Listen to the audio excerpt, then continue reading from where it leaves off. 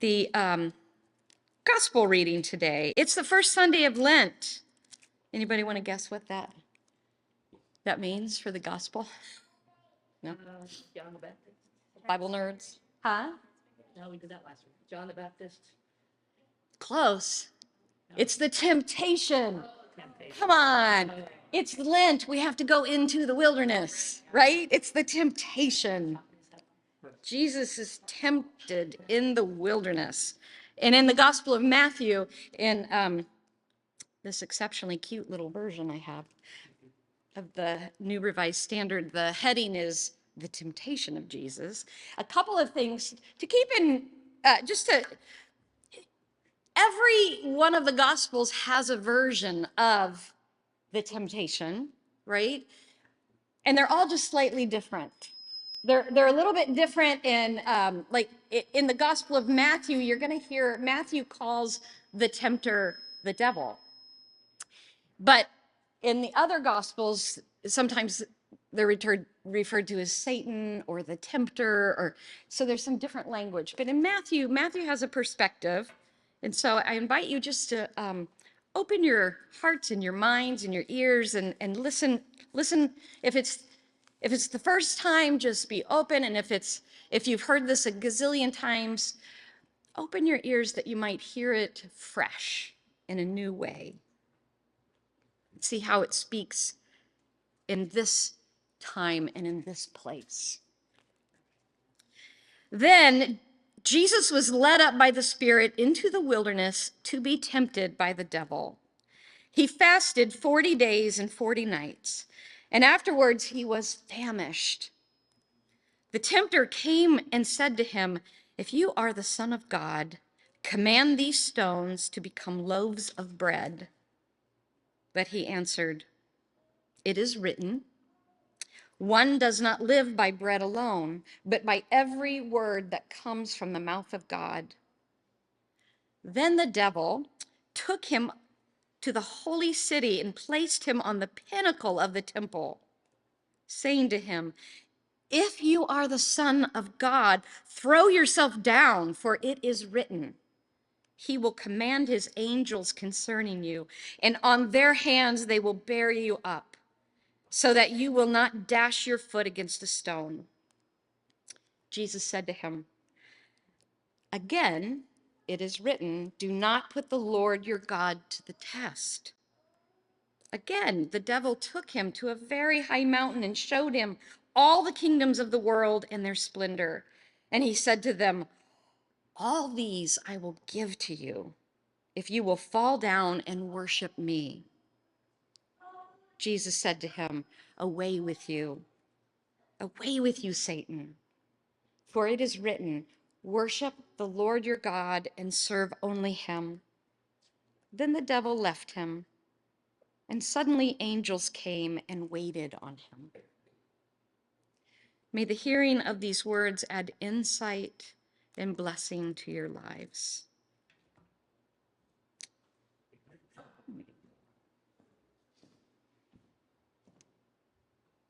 You thought I was done.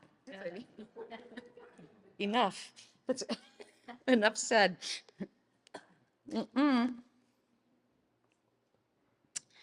Well, temptation is a theme here. Did you pick up on that?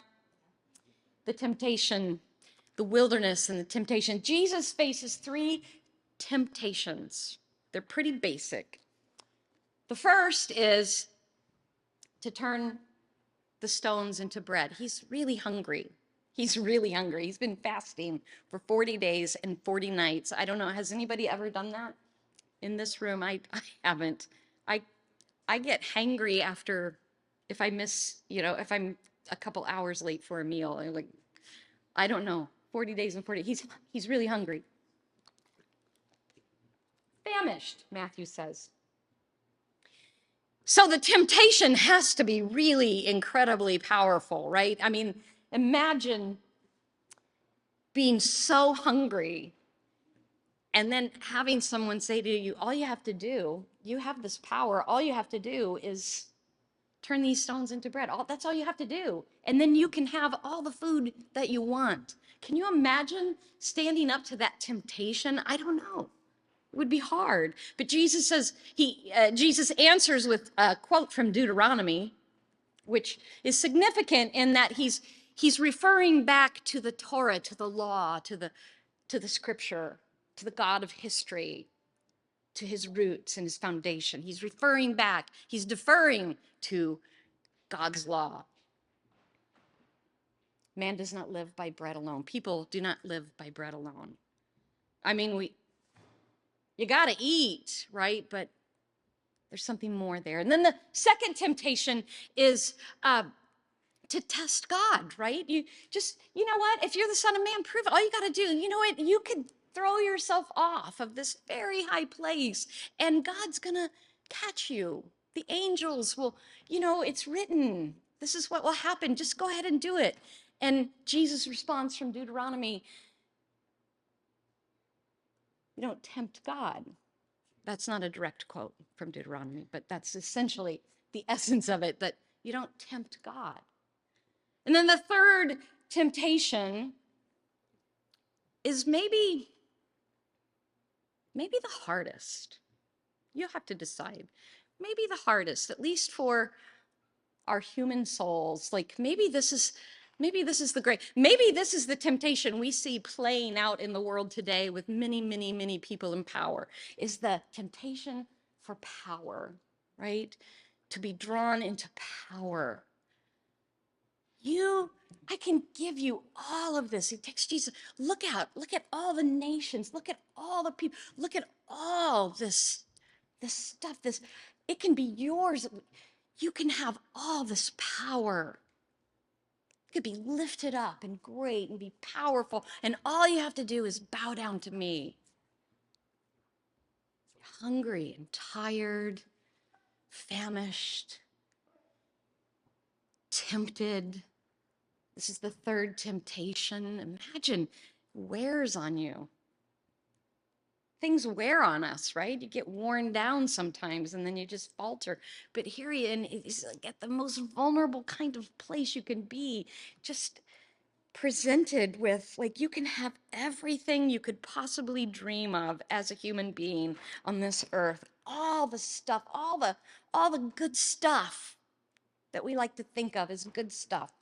You can have the power, you can have the control, you can have all the stuff, and all you have to do, it'd be so easy to just bow down.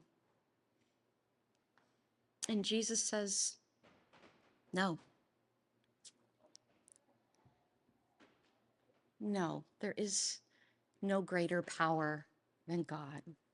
I don't want to be in a place where I put myself, try to be above or separate from God. These are important temptations as we face our first Sunday in Lent, and we are in that Lenten journey. I love the Lenten journey. I do. I love Lent more than any other season that we practice, because to me, it just brings it all in. It's that really recognizing, creating space for the struggles and the suffering of the world and in our lives, to like holding space for that and just claiming it. Because sometimes we live, in this world, we push all that away. We try to cover it up and gloss over, and we don't want people to really feel too deeply. We don't want to see emotions exposed too much. We don't want people to hurt too bad. But in this season, we just say, you know what? We're going to look at our own mortality. From dust we came, and dust we shall return, Starts with Ash Wednesday. And we're going to just acknowledge that. We just acknowledge it first.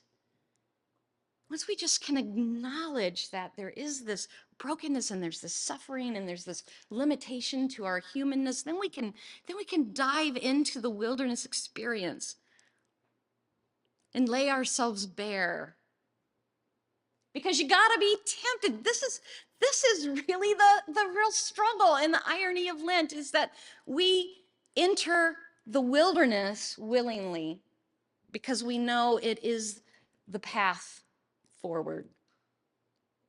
Jesus is led into the wilderness by angels. Think about that. It's not an accident. He's baptized.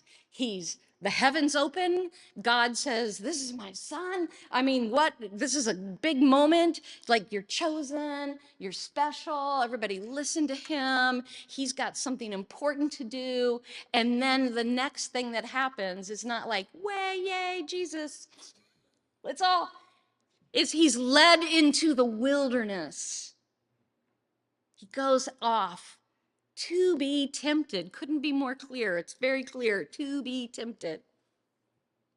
And he sticks with it for 40 days and 40 nights. It's a long time to be in the wilderness and to be tempted.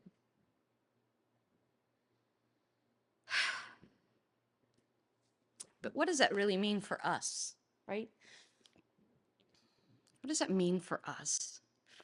Why isn't it okay for Jesus? Why does he reject the first temptation? Why does he say, no, I'm not going to turn stones into bread? What does that really mean, after all? What would be the big deal if he turns a few stones into bread and fed himself? It's not really a temptation. The temptation is not an invitation to eat and satiate your hunger. The temptation is destructive, consuming, all consuming, and it's self-centered. It's not that God says, oh, hunger's good, and so what? Don't deny your body, you don't need to eat. That's not the point. The point is, if he turned the stones into bread, where does it end? Just the consumption, the eating up, consuming, destroying for your own purpose and your own need, only for that. How often do you see that play out in our own lives, in our world? Are there areas in your life, or can you see when we look into the world, you see that empty consumption of trying to turn something that isn't meant to be bread into something else that just destroys. We see it in our climate. We see it everywhere. Consumption. It's tempting because it's an immediate gratification, but it doesn't sustain us. You cannot live by bread alone. There has to be more. Really, Matthew is writing at a time, you need to know this. Matthew is an apocalyptic theologian. The Gospel of Matthew is apocalyptic, as is Luke and Mark. They are apocalyptic thinkers and writers, and they're living in a time when they absolutely believe, without a shadow of a doubt, they believe that they are living in what is the old age. They're living in a time of evil. That's what they believe. You think of Matthew. Matthew's a little congregation. His is a little tiny congregation of people. And they're trying to hold on to this belief, this covenantal community and living together in this way, what they believe is in the way of the kingdom of God, the realm of God, to live together in covenantal community. And they are up against big, shiny, bright communities that outshine them, that are bigger and don't agree with them. And it's really hard. It's hard for them to believe and to hang on to hope. And Matthew is writing in this time when he believes that the old age is bumping into the new age, and they're in this in-between time, and the community needs more than ever to hold their center, to plant their foot in the new age. What is the new age?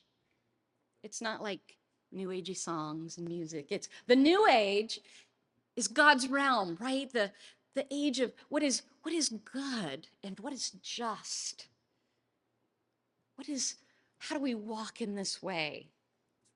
You know, Jesus avoids it. He turns down the temptation. It's interesting. He says, you can have everything. You can have all the power. You can have all this world, all this stuff. You can make stones into bread. You can claim everything. You can throw yourself off rooftops and it won't even matter because you'll be so powerful and so blessed. Like you can do anything. And Jesus says no. And we see that play out later, right? He's off ministering. He's meeting people in intimate settings, one-on-one, meeting them where they are. He's got 5,000 people gather. Wow, 5,000 people. That must be really cool and important. There must be something really great if it's really big, right?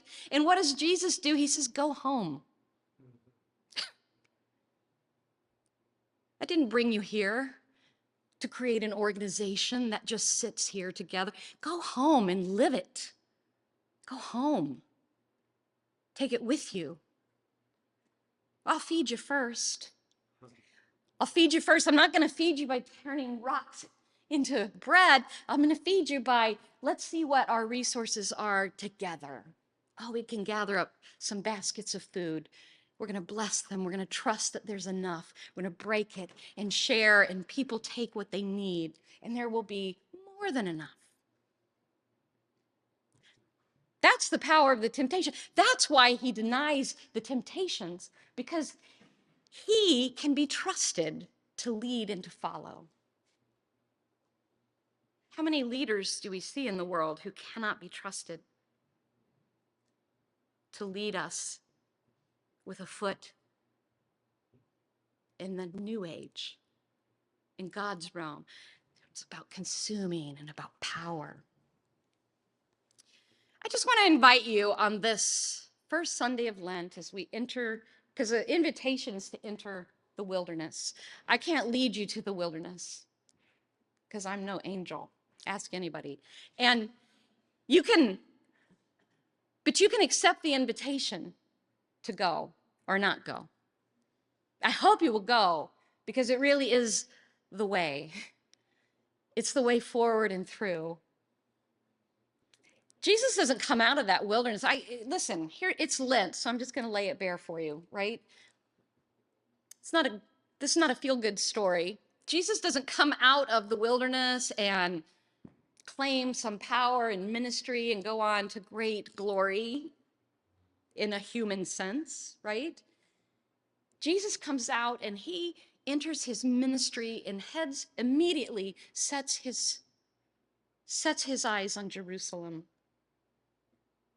which means he knows that he's going to the cross. He's headed to crucifixion right from the beginning because there's something else that's more important.